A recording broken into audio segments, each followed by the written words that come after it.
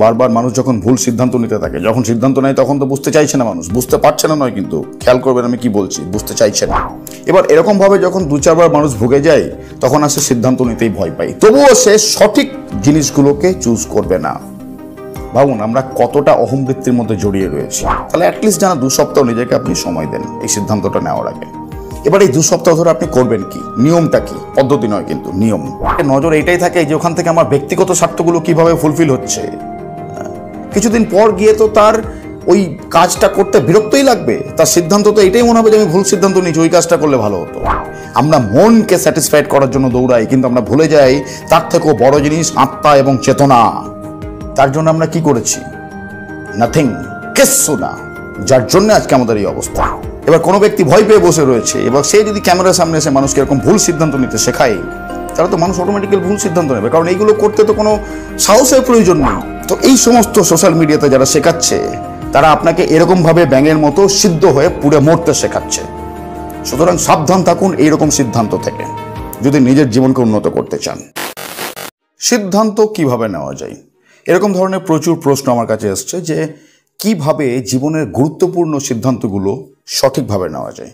যেহেতু প্রচুর প্রশ্ন এসছে ডিরেক্টলি এবং ইনডাইরেক্টলি অনেক রকমভাবেই, সেই জন্য কোনো পার্টিকুলার প্রশ্ন আজকে আমি স্ক্রিনে শো করছি না, কিন্তু বিষয়টা হচ্ছে এইটাই যে সিদ্ধান্ত কিভাবে নেওয়া যায়, সঠিক সিদ্ধান্ত, জীবনের গুরুত্বপূর্ণ সিদ্ধান্তগুলো, রাইট?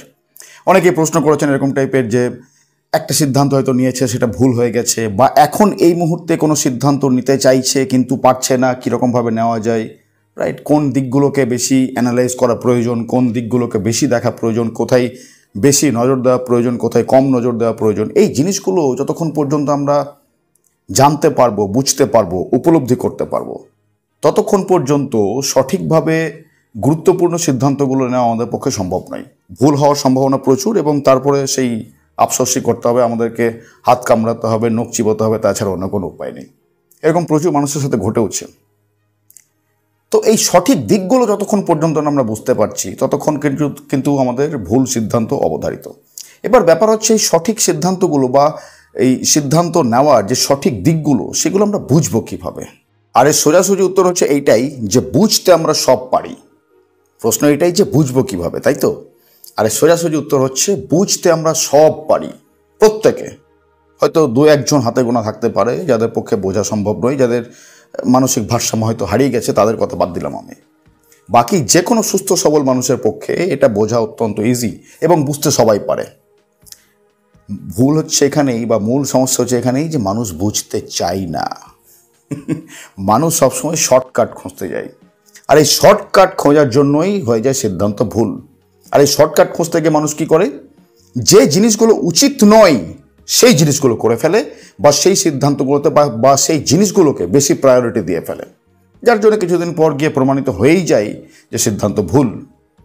আর যখন এরকম বারবার ভুল সিদ্ধান্ত হতে থাকে, বারবার মানুষ যখন ভুল সিদ্ধান্ত নিতে থাকে, যখন সিদ্ধান্ত নেয় তখন তো বুঝতে চাইছে না মানুষ, বুঝতে পারছে না নয় কিন্তু, খেয়াল করবেন আমি কি বলছি, বুঝতে চাইছে না।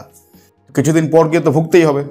এবার এরকমভাবে যখন 2-4 বার মানুষ ভুগে যায় তখন আসে সিদ্ধান্ত নিতেই ভয় পাই, তবুও সে সঠিক জিনিসগুলোকে চুজ করবে না। ভাবুন আমরা কতটা অহংবৃত্তির মধ্যে জড়িয়ে রয়েছি, রাইট? তো এবার ব্যাপার হচ্ছে এই জিনিসগুলোকে কিভাবে ঠিক করা যায়, এর পদ্ধতি কি? অনেকে আমাকে প্রশ্ন করেন যে পদ্ধতি কি। দেখুন পদ্ধতি বলে কিছু নেই, কারণ পদ্ধতি অনেকটা আমি এরকম টাইপের বলবো যে একটা step by step process, right, যেটা অটোমেটিকলি হয় সাধারণত, এটাকে বলা হয় সাধারণত পদ্ধতি। আমি ওই জন্য পদ্ধতি শব্দটাকে ব্যবহার করব না, আমি ব্যবহার করব উপায় শব্দটা, বা আর এর থেকেও আরও বেটার শব্দ হবে নিয়ম। উপায়ের থেকেও আরও বেটার শব্দ হচ্ছে নিয়ম। সুতরাং আমি পদ্ধতি শব্দটা ব্যবহার করব না, আমি নিয়ম শব্দটা ব্যবহার করব। রুল, নিয়ম ফলো করতে হবে। আর নিয়ম ফলো করতে গেলে ভালো লাগুক আর না লাগুক নিয়ম ফলো করতেই হবে, করতেই হবে, করতেই হবে, করতেই হবে। এবার আসছি সেই নিয়মগুলো কি। দেখুন ব্যাপারটা যেরকম টাইপের, যখনই আপনি কোনো সিদ্ধান্ত নিতে যাচ্ছেন, জীবনের যে কোনো গুরুত্বপূর্ণ সিদ্ধান্ত, আপনি কোন স্কুলে ভর্তি হবেন, আপনি কোন কলেজে ভর্তি হবেন, আপনি বিয়ে করবেন কি করবেন না, যদিও বা করেন কাকে করবেন, রাইট, আপনি কোথায় কোন চাকরিতে জয়েন করবেন, চাকরি করবেন না ব্যবসা করবেন, রাইট, যে কোনো গুরুত্বপূর্ণ সিদ্ধান্ত, এরকম ধরনের সিদ্ধান্ত নয় যে রাত্রেবেলা ভাত খাবো না রুটি খাবো, এই সমস্ত সিদ্ধান্তগুলো নেয়, আমি গুরুত্বপূর্ণ সিদ্ধান্তের কথা বলছি। তো এরকম ধরনের গুরুত্বপূর্ণ সিদ্ধান্তগুলো নেওয়ার সময় আপনাকে মিনিমাম নিজেকে 10-15 দিন বা 15-20 দিন সময় দেওয়া উচিত। আমি তো বলবো 1 মাস সময় দিলে সব থেকে বেটার হয়, কিন্তু সময়ের যদি কম থাকে, সময় যদি ঘাটতি থাকে, তাহলে অ্যাটলিস্ট যেন 2 সপ্তাহ নিজেকে আপনি সময় দেন এই সিদ্ধান্তটা নেওয়ার আগে। এবার এই 2 সপ্তাহ ধরে আপনি করবেন কি, নিয়মটা কি, পদ্ধতি নয় কিন্তু নিয়ম। এই 2 সপ্তাহ ধরে আপনাকে যেটা করতে হবে সেটা হচ্ছে এইটাই, যে সিদ্ধান্ত মানে কি, বেসিক্যালি এই দিকে যাবো না ওই দিকে যাবো, আপনার কাছে দুটো অপশন রয়েছে, দুটোর মধ্যে কোনটা করবেন, রাইট? তো এইখানে নিয়মটা কি, নিয়মটা হচ্ছে এইটাই যে আপনার কাছে যে দুটো অপশন রয়েছে, এই দিক নয় এই দিক, তো এই দিকের পজিটিভ এবং নেগেটিভ সাইডগুলো, অর্থাৎ আপনার প্রফিট অ্যান্ড লসগুলো, এবং এই দিকের প্রফিট অ্যান্ড লসগুলো খাতায় লিখে রাখুন। অর্থাৎ 4টে রো হচ্ছে, কিন্তু এই দিকে যাবেন তার প্রস অ্যান্ড কনস, অর্থাৎ ভালো দিক এবং খারাপ দিক, বা আপনি এই দিকে যাবেন তার ভালো দিক এবং খারাপ দিক। 4টে রো হয়ে গেল, বোঝাতে পারছি? যেমন ধরুন আপনি বিয়ে করবেন কি করবেন না, আমি একটা এক্সাম্পল দিচ্ছি, রাইট? আপনার সিদ্ধান্ত এইটাই, আপনি এইটাই সিদ্ধান্ত নিতে চলেছেন যে আপনি বিয়ে এখন করবেন কি করবেন না, বা 2-4 বছর পরে করবেন কি করবেন না, বা সারা জীবনই করবেন কি করবেন না, রাইট? তো দুটো দিক বেরিয়ে এলো, বিয়ে করব, বিয়ে করব না। এবার বিয়ে যদি করি তার ভালো দিক খারাপ দিক, আর বিয়ে যদি না করি তার ভালো দিক খারাপ দিক। অর্থাৎ বিয়ে যদি করি তার ভালো দিক খারাপ দিক দুটো, বিয়ে যদি না করি তার ভালো দিক খারাপ দিক আরো দুটো, অর্থাৎ 4টে রো হলো। কিন্তু এই প্রত্যেকটা রোতে মিনিমাম 20টা করে পয়েন্ট লিখুন। বিয়ে যদি করি তার ভালো দিকগুলো কি কি কি কি কি 20টা, খারাপ দিকগুলো কি কি কি কি কি 20টা। বিয়ে যদি না করি তাহলে তার ভালো দিকগুলো কি কি কি কি কি 20টা, এবং বিয়ে যদি না করি তাহলে তার খারাপ দিকগুলো কি কি কি কি কি 20টা। 20টা যদি না হয় মিনিমাম 10-12টা যেন অবশ্যই হয়। ওই জন্য বলছি সময় নিতে, কারণ আপনি যদি তাড়াহুড়ো করেন সম্ভব নয়। এবং এই জিনিসগুলোকে লিখতে হবে আপনাকে। ব্রেনের মধ্যে রয়েছে হ্যাঁ হ্যাঁ আমি মনে করেছি, হবে না, ভুলে যাবেন আপনি। আপনি আজকে যেটা ভাবছেন কালকে গিয়ে ভুলে যাবেন, বা আজকে সকালে যেটা ভেবেছেন রাত্রে গিয়ে ভুলে যাবেন। 3-4 দিনের কথা তো বলছিই না আমি। এবেলা জিনিস ওবেলাতে ভুলে যেতে পারেন, রাইট? বা আজকের জিনিস আপনি কালকে ভুলে যেতে পারেন। সুতরাং এই 10-15 দিন, 20 দিন, 30 দিন, যতদিনই নিজেকে সময় দিতে পারছেন আপনি, এই 4টে রোকে কমপ্লিট করুন। মিনিমাম 20টা করে যেন পয়েন্ট হয়। এবং একটা জিনিস সব থেকে গুরুত্বপূর্ণ, যেটা হচ্ছে আমি এখন যেটা বললাম যে ভালো দিক এবং খারাপ দিক, অর্থাৎ প্রফিট অ্যান্ড লস যেটা বললাম, এই ভালো দিক এবং খারাপ দিক বা প্রফিট অ্যান্ড লস বলতে আমি যেটা বোঝাতে চাইছি সেটা হচ্ছে উচিত আর অনুচিত। কিন্তু নিজের ব্যক্তিগত স্বার্থকে দেখবেন না। নিজের ব্যক্তিগত স্বার্থকে যদি দেখছেন তাহলে কিন্তু আপনি সেই ভুল করবেন যে ভুল দুর্যোধন করেছে। সুতরাং দুর্যোধনের মতো ভুল করলে চলবে না, অর্জুনের মতো কারেক্ট জিনিস করতে হবে, রাইট? তো বিয়ে যদি করি তার উচিত দিক অনুচিত দিক চেঞ্জ করে দিলাম, এবার ভালো খারাপ বলছি না কিন্তু, হ্যাঁ, যাতে কনফিউজ না হয়ে যান। বিয়ে যদি না করি তার উচিত দিক এবং অনুচিত দিক। আচ্ছা, বিয়ে করার এটা জাস্ট আমি একটা এক্সাম্পল দিচ্ছি, কারণ এই প্রশ্ন আমার কাছে ম্যাক্সিমাম এসছে। এছাড়া আরও অনেক কিছু প্রশ্ন হতে পারে। বাকিদের মতো নয়, অর্জুন হয়ে প্রকৃত গীতার বাস্তব অর্থ বুঝে বাস্তব জীবনে প্রয়োগ করে জীবনকে উন্নত করতে চান? মেম্বারশিপ নিয়ে এখনই জয়েন করুন বাস্তব জীবনে গীতা। মেম্বারশিপ নেওয়ার জন্য জয়েন বাটনে ক্লিক করুন। এছাড়া আরও অনেক কিছু প্রশ্ন হতে পারে।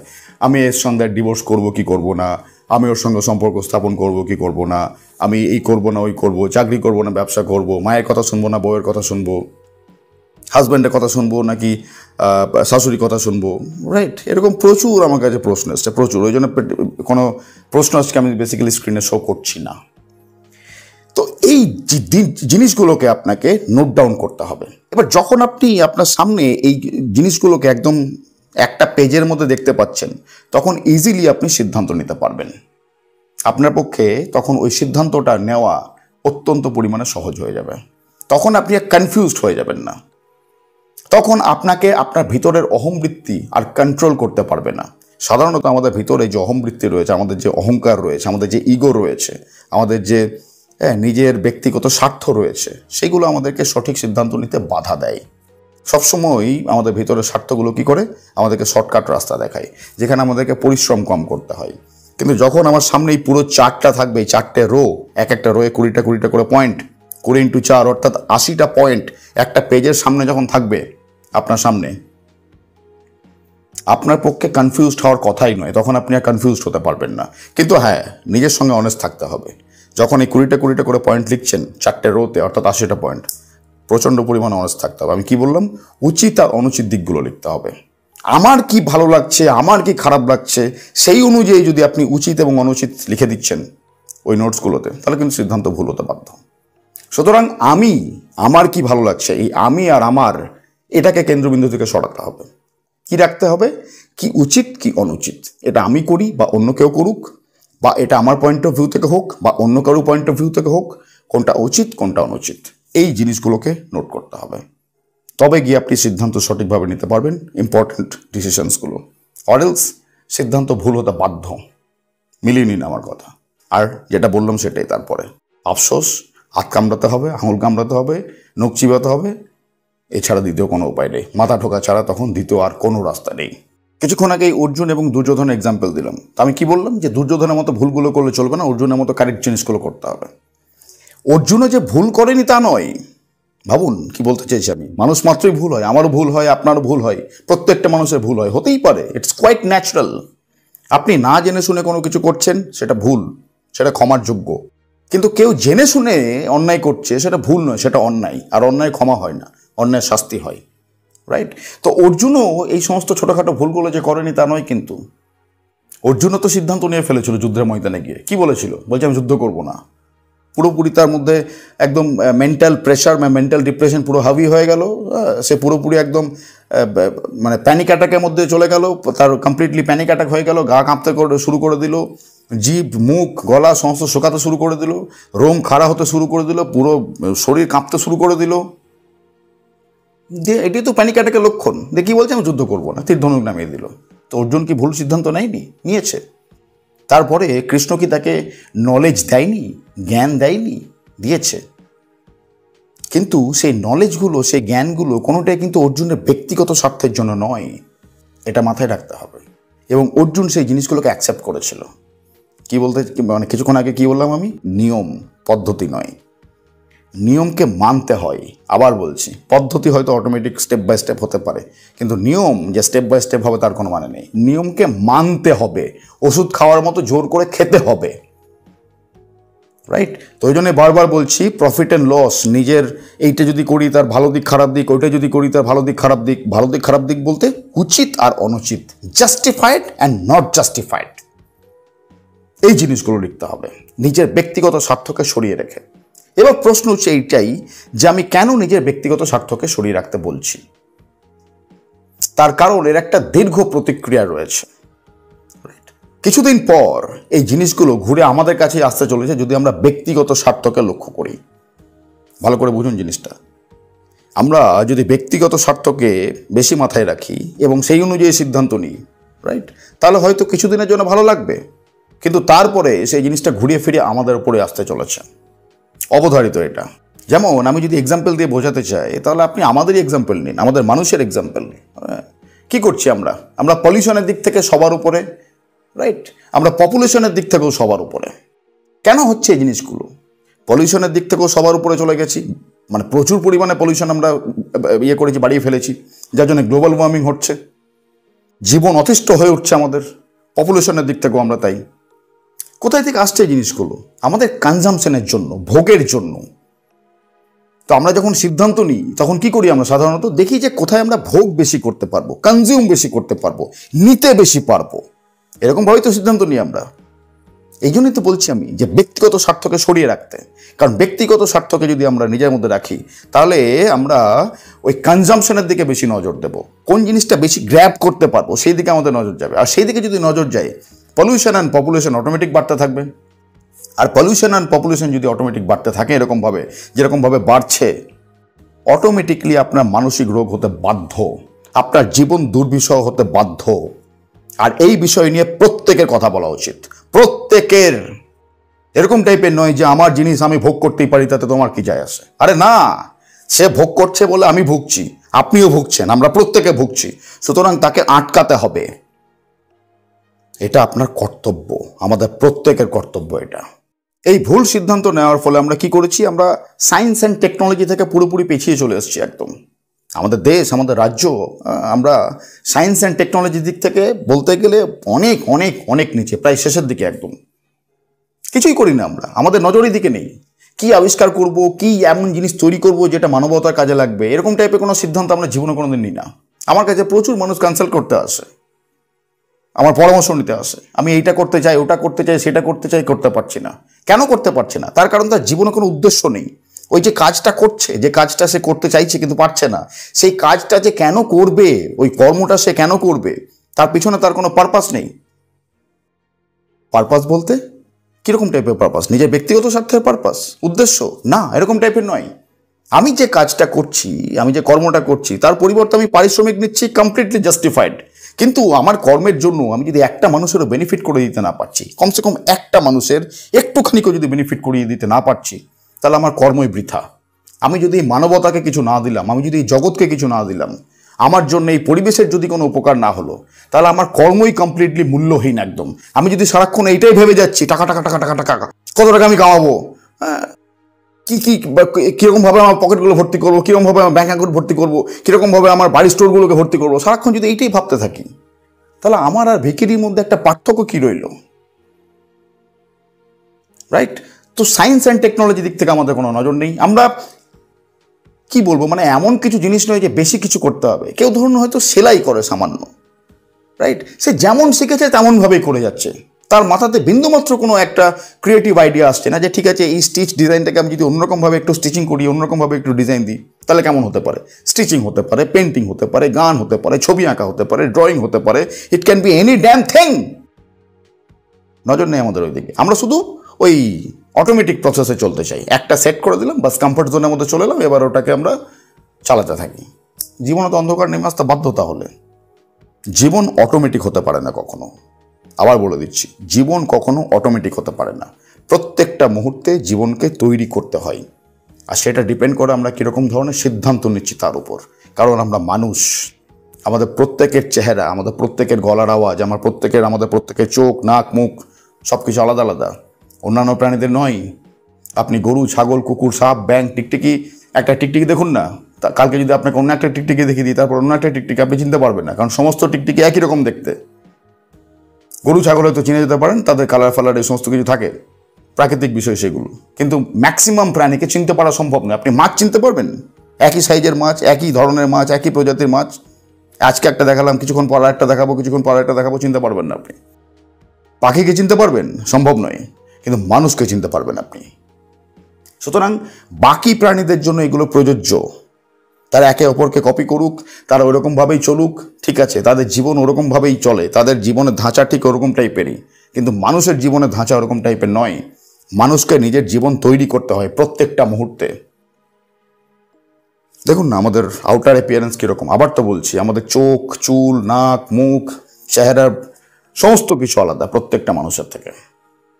অর্থাৎ একটা মানুষ আর একটা মানুষকে কিছুতেই কপি করতে পারে না। যে জিনিসটা আমি বারবার বলি, যে অনুকরণ নয়, অনুসরণ করতে হবে।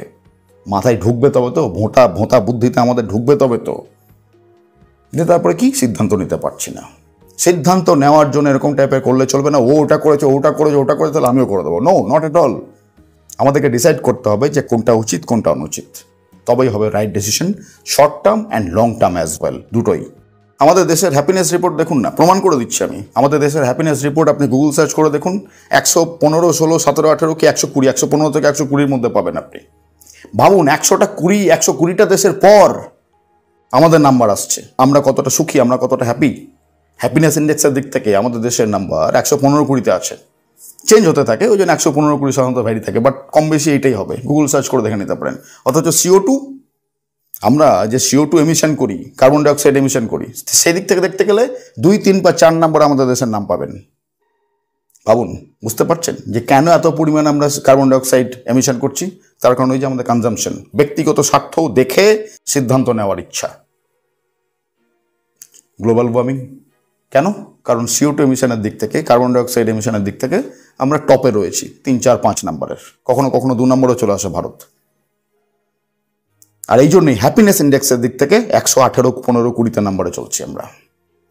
বোঝাতে পারছি যে কীরকমভাবে ব্যক্তিগত স্বার্থ দেখে যদি সিদ্ধান্ত নিই, তার আউটার এফেক্ট বা লং টার্ম এফেক্ট কীরকমভাবে ঘুরিয়ে আমাদের উপরে আসছে। এবার তারপরে যদি আমাকে এসে কেউ জিজ্ঞেস করে যে কীভাবে সিদ্ধান্ত নেবো, এবার তারপর আমি কি বলবো তখন? কারণ তার যা করার সে করে ফেলেছে, বা তার আগের প্রজন্ম যা করার সে করে ফেলেছে। ঠিক আছে, আগের প্রজন্ম তার কন্ট্রোলের মধ্যে নেই, কমসে কম তার লাইফটা, তার জীবনটা, তার সিদ্ধান্ত তার হাতে রয়েছে। সেটা কি সে করছে? উত্তর হচ্ছে না, করছে না, হবে না, পারছি না, চেষ্টা করছি, আমার বুক ধুকপুক ধুকপুক পড়ে, আমার ভিতরটা হু হু করে, আমার ভিতরটা একদম কেঁপে কেঁপে ওঠে, আমাকে কেউ ভালোবাসে না। এইগুলো ফালতু জিনিস, একদম দুর্বলতার লক্ষণ এগুলো। আর দুর্বল মানুষ কোনো রকম ভাবে বাঁচার মানে ওই ওই ওই লেভেলে কোনোদিন বাঁচতে পারবে না। তার চোখে স্বপ্নই থেকে যাবে। পশু পাখির মতো জীবন নিয়ে বাঁচতে হবে তাকে, যারা দুর্বল। আমাদের কি জানা আছে যে আমাদের দেশে যে লাইফ এক্সপেক্টেন্সি সেটা প্রায় 140-45 নম্বরে গিয়ে পৌঁছেছে। মানে 140-45টা দেশের পর ভারতের স্থান লাইফ এক্সপেক্টেন্সি বলতে, গড় আয়ু। জীবনের সমস্যাগুলো দূর করার জন্য যদি পার্সোনাল কনসালটেশন নিতে চান তাহলে হোয়াটসঅ্যাপে যোগাযোগ করতে পারেন এই নম্বরে। লাইফ এক্সপেক্টেন্সি বলতে গড় আয়ু। ভারতের গড় আয়ু কত জানেন এখন? 66 কি 67 বোধ হয়, আমি যদি ভুল না করছি। ওই আর আয়ু নেই আমাদের আর, যে 70, 75, 80, 90 বছর পর্যন্ত বাঁচবো। ভারতের গড় আয়ু অর্থাৎ লাইফ এক্সপেক্টেন্সি এখন গিয়ে দাঁড়িয়েছে 67-তে, 67 ইয়ার্স ওল্ড। যেটা পৃথিবীর বিভিন্ন দেশের সঙ্গে যদি তুলনা করেন তাহলে আমাদের দেশ আসছে 140 নম্বরে পর, 140-45 নম্বরে মোস্ট প্রবাবলি। কেন? ভোগ, কনজামশন, আরও খাবো, আরও নেব, ভুল সিদ্ধান্ত, ব্যক্তিগত স্বার্থ দেখে সিদ্ধান্ত নেওয়া প্রবণতা, এই হচ্ছে তার ফলাফল। হিউম্যান ডেভেলপমেন্ট দেখে নিন, আমাদের দেশের হিউম্যান ডেভেলপমেন্ট ইন্ডেক্স, সেদিক থেকেও আমরা প্রায় 130-35 নম্বরে রয়েছি।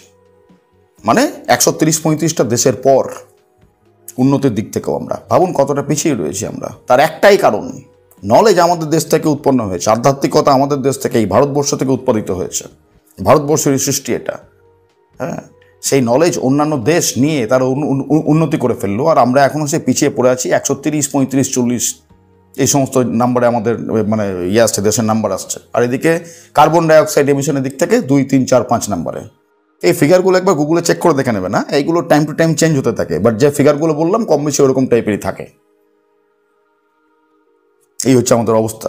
এই কিছুদিন আগে এক ব্যক্তি আমাকে কনসাল্ট করছিলেন আমার সাথে, মনে পড়ছে আমার যতটা। ওই ব্যক্তির বক্তব্য যে আমি যে কাজ করছি সেই কাজে আমি কোনো রকম কোনো পাচ্ছি না, কি যেন বলে, মানে জীবন খুঁজে পাচ্ছি না, কোনো রকম কোনো ইন্টারেস্ট খুঁজে পাচ্ছি না। কি করে পাবে? কি করে পাবে যদি তার শুধুমাত্র কাজের দিকে নজর এইটাই থাকে যে ওখান থেকে আমার ব্যক্তিগত স্বার্থগুলো কিভাবে ফুলফিল হচ্ছে। কিছুদিন পর গিয়ে তো তার ওই কাজটা করতে বিরক্তই লাগবে, তার সিদ্ধান্ত তো এটাই মনে হবে যে আমি ভুল সিদ্ধান্ত নিয়েছি, ওই কাজটা করলে ভালো হতো। যদি কোনো ব্যক্তি তার কাজের মাধ্যমে কোনো মানুষের একটা মানুষের যদি এক বিন্দু উন্নতি করে দিতে না পারছে, তাহলে তার ভিতর থেকে তার আত্মা কিভাবে স্যাটিসফাইড হবে? আমরা মনকে স্যাটিসফাইড করার জন্য দৌড়াই, কিন্তু আমরা ভুলে যাই তার থেকেও বড় জিনিস আত্মা এবং চেতনা। তার জন্য আমরা কি করেছি? নাথিং, কিচ্ছু না। যার জন্য আজকে আমাদের এই অবস্থা। এই কয়েকদিন আগে আর এক মহিলার সাথে আমার কনসাল্ট হচ্ছিল। ওই মহিলা আমার সাথে আমাকে পরামর্শ নিচ্ছিলেন বেসিক্যালি, যে এটা করব সেটা করব, করতে পারছি না, আমার মধ্যে অতিরিক্ত চিন্তা চলে আসছে, অমুক তুসুক হ্যান ত্যান। কথা বলতে বলতে জানা গেল যে ওই মহিলা ইউটিউবে কোনো একটা চ্যানেল বা সোশ্যাল মিডিয়াতে কোনো একটা চ্যানেল ফ্যানেল বা পেজ এরকম টাইপের ক্রিয়েট করেছে এবং সেখানে ভিডিও বানাই, এবং ওই মহিলা মানুষকে লাইফ এবং লাইফস্টাইল সম্বন্ধে শেখাচ্ছে। তো লাইফ অ্যান্ড লাইফস্টাইল শেখাচ্ছে, ঠিক আছে, ভালো কথা। তো ওনার সাথে কথার মাধ্যমে এটাও জানতে পারা গেল যে ওনার জীবন একদম পুরো দুর্বিষহ হয়ে উঠেছে। শ্বশুরবাড়িতে তার বিন্দুমাত্র কোনো সম্মান নেই। কেন যে পড়ে আছে শ্বশুরবাড়িতে আমি জানি না। যেরকমভাবে বর্ণনা দিল, সেই বর্ণনাগুলো দিতে গেলে কয়েক ঘন্টা লেগে যাবে আমার। হ্যাঁ, তো সেই বর্ণনাগুলো দিচ্ছি না, বাট ধরে নিন তার শ্বশুরবাড়িতে তার জীবন অতিষ্ঠ, একদম মানে পশু পাখির থেকেও অদম, এমন অবস্থা আর কি। তো সে ওই সোশ্যাল মিডিয়াতে যে পেজ খুলেছে বা ইউটিউবে যে সমস্ত চ্যানেলগুলো ক্রিয়েট করেছে বা যে চ্যানেলটা ক্রিয়েট করেছে, সেখানে সে ব্লগ করে করে মানুষকে এটা দেখাচ্ছে যে এরকমভাবেও বাঁচা যায়। কি শেখাচ্ছে সে মানুষকে? সিদ্ধান্ত কীরকমভাবে নিতে শেখাচ্ছে, ভুল না সঠিক?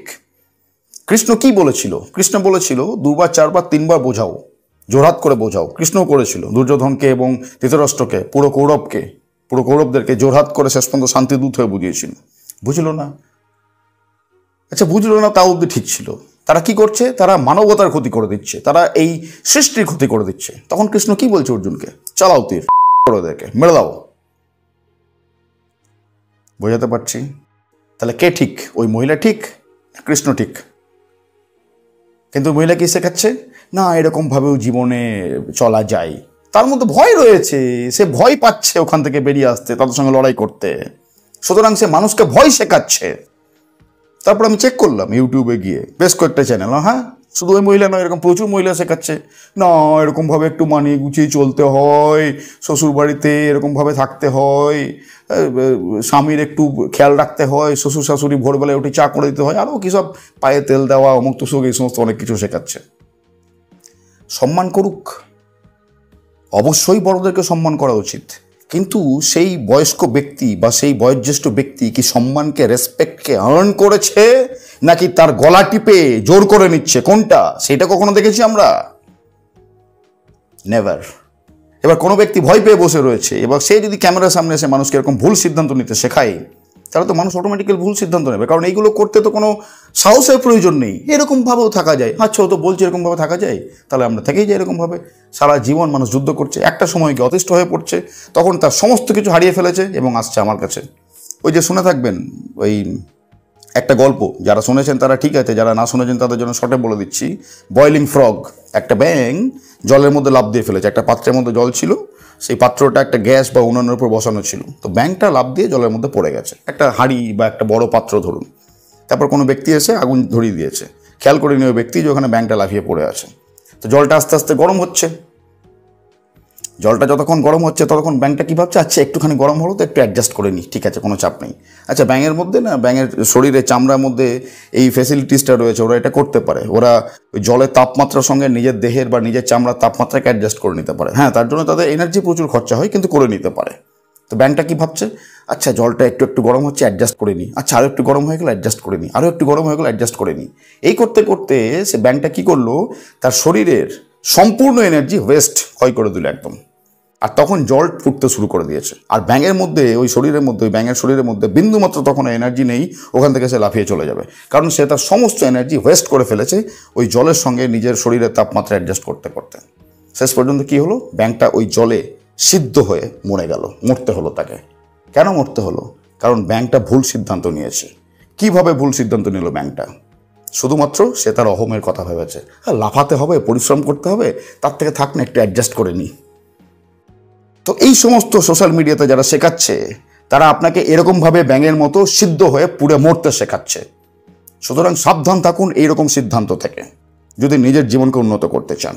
আবার বলে দিচ্ছি, রেসপেক্ট বয়োজ্যেষ্ঠ মানুষদেরকে অবশ্যই করা উচিত, আমি তার বিন্দুমাত্র বিরোধিতা করছি না, কিন্তু সঙ্গে এটাও দেখতে হবে যে ওই ব্যক্তি তাদের অল্পবয়স্ক ফ্যামিলি মেম্বার বা বয়সে বা ফ্যামিলির মধ্যে যারা বয়সে ছোট, তাদের কাছ থেকে সম্মান কি, রেসপেক্ট কি আর্ন করছে,